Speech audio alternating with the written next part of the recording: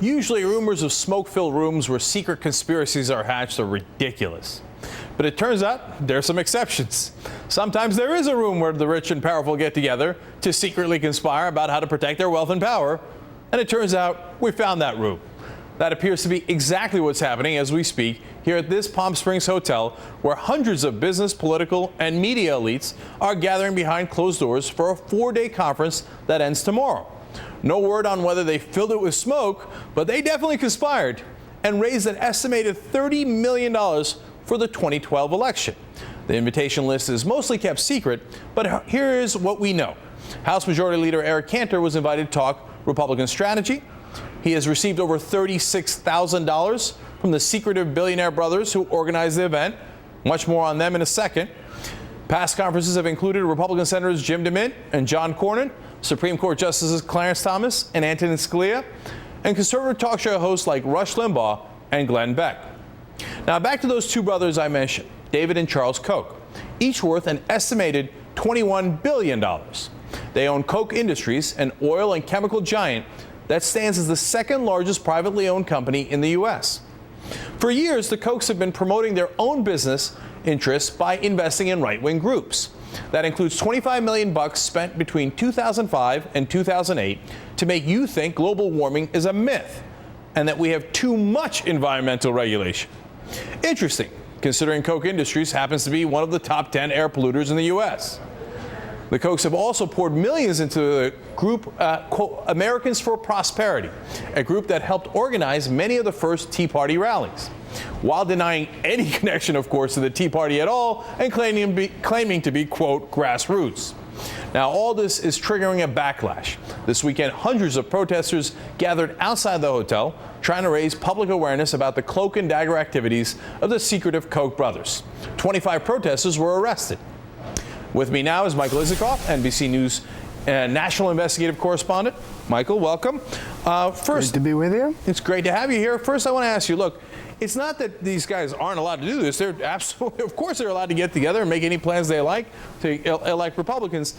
But it seems interesting, at least noteworthy, to point out where their financial interests lie and why they might be interested in the political environment in the country.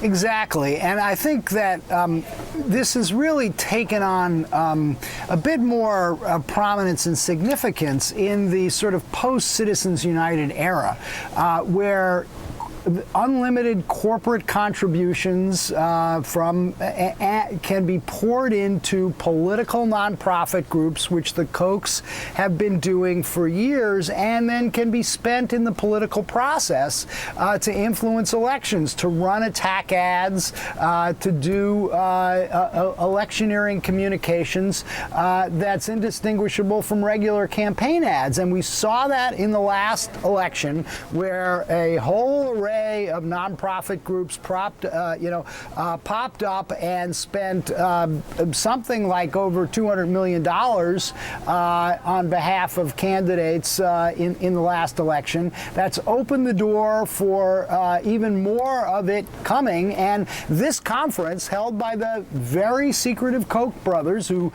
don't like to disclose anything they don't have to, is a sign of that. And as you pointed out, a principal goal of this conference is to raise money for grassroots efforts in the 2012 election. Michael, I want to show you some of where the funding goes that the Koch brothers give out. First, they've got funding to 35 conservative and libertarian groups, and almost $48 million to global warming opposition groups, $37 million on direct lobbying to support fossil fuels, and more than $5 million to Americans for Prosperity. Let me just stop there for a second. Michael, you know, as they spend all this money, they're looking for a return on investment, aren't they? I mean, they've got factories that are creating pollution, one of the top 10 polluters. Then they spend a gigantic amount of money to make sure that there's no regulation on pollution.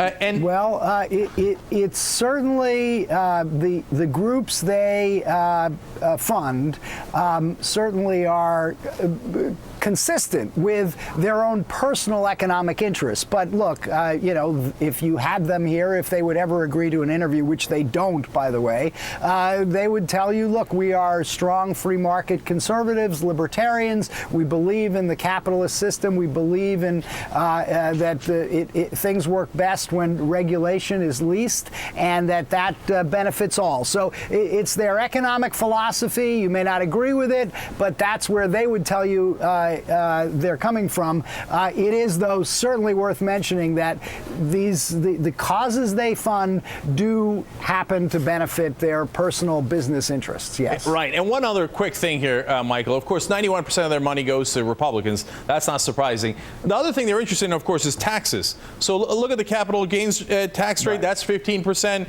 When you look at dividends tax rate, that's 15%. Carried interest tax is 15%. I mean, that's some of the lowest taxes in the country. They pay less taxes than we do. So, in fact, they're actually quite smart.